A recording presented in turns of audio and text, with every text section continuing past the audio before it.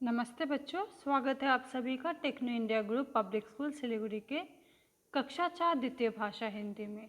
बच्चों, आज मैं आप सभी को हिंदी में मधुप हिंदी पाठमाला भाग 4 से 14वां पाठ यात्रा जो पूरी ना हो सकी, इस पाठ के अभ्यासों को कराऊंगी।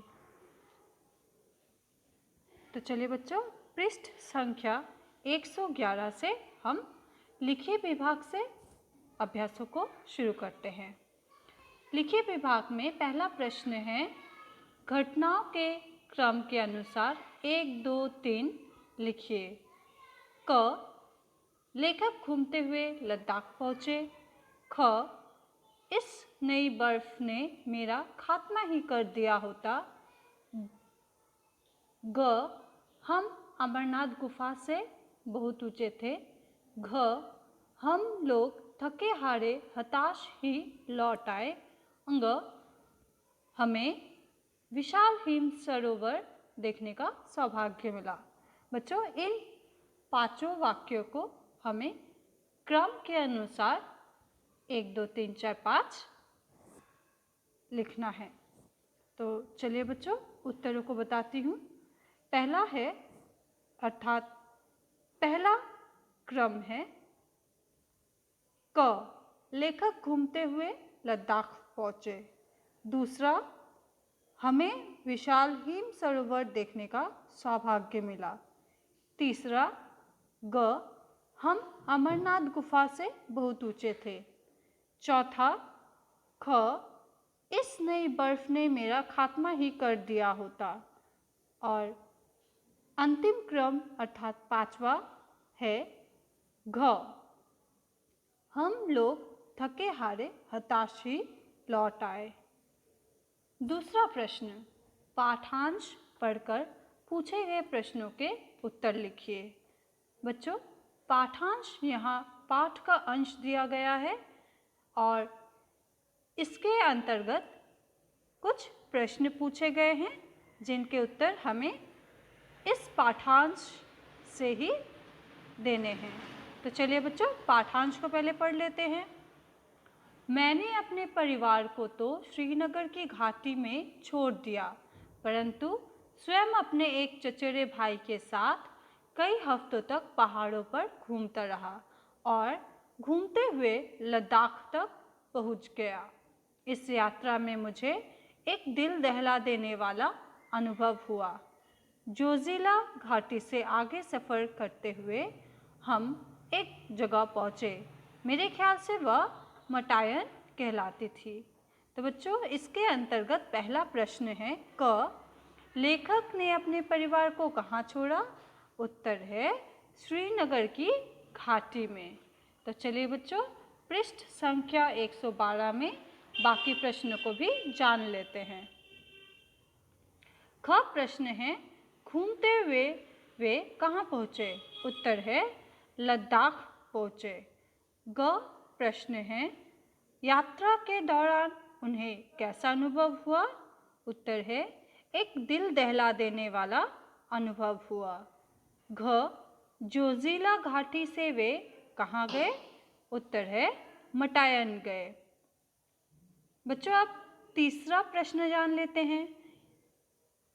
कुछ शब्दों में उत्तर लिखिए। बच्चों, इसके अंतर्गत जितने भी प्रश्न हैं उनके उत्तरों को हमें कम से कम शब्दों में ही पूरा करना है। तो चलिए बच्चों, प्रश्नों के उत्तरों को जान लेते हैं। मटायन से अमरनाथ की गुफा कितनी दूर थी? उत्तर है 8 मील। ख प्रश्न है, नेहरू जी ने यह यात्रा कब की? उत्तर है 1916 में। ग प्रश्न है, यात्रा के दौरान कैसी नदियाँ मिली? उत्तर है बर्फीली नदियाँ। बच्चों, पृष्ठ संख्या 112 में लिखिए विभाग से चौथा प्रश्न, कुछ वाक्यों में उत्तर लिखिए। इस प्रश्न को हम नहीं करेंगे।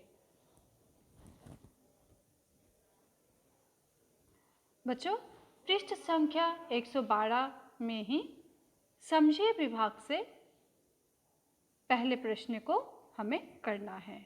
और पहला प्रश्न है पर्यायवाची शब्द लिखिए। बच्चों, पर्यायवाची शब्द आप व्याकरण पुस्तक में पढ़ चुके हैं, अर्थात पर्यायवाची अर्थात समान अर्थ देने वाले शब्दों को पर्यायवाची शब्द कहते हैं। बच्चों, उसका एक उदाहरण उत्तर के रूप में दिया गया है, जैसे भाई, भ्राता, भैया। अब हमें बाकी के 5 शब्दों के पर्यायवाची शब्द लिखने हैं। यात्रा, पहाड़, नदी, आँख, पैर। उत्तर कुछ इस प्रकार से है। भाई, भ्राता, भैया। यात्रा, सफ़र, भ्रमण। पहाड़, पर्वत, गिरी। नदी, सरिता, तटिनी। आँख, नयन, नेत्र। पैर, चरण, पाँव। तो बच्चों, चलिए पृष्ठ संख्या 113 के प्रश्नों को भी पूरा करते हैं। पृष्ठ संख्या 113 में समझिए विभाग से दूसरा प्रश्न है। इन विशेषण शब्दों का वाक्यों में प्रयोग कीजिए। बच्चों, विशेषण भी आप पढ़ चुके हैं। विशेषण का अर्थ होता है किसी चीज़ की विशेषता बताना। तो बच्चों, दिए गए विशेषण शब्दों से हमें वाक्य बनाने हैं। चचेरा शब्द से वाक्य बना है, मेरा चचेरा भाई बहुत बुद्धिमान है। ताज़ा, आज का ताज़ा खबर क्या है? खतरनाक, खतरनाक घाटियाँ दिखाई दे रही हैं। अब बच्चों, समझिए विभाग से अंतिम प्रश्न है। भाववाचक संज्ञा शब्द मन के भाव और गुण बताते हैं। विशेषण शब्दों से भी भाववाचक संज्ञाएं बनती हैं, जैसे कठिन से कठिनाई।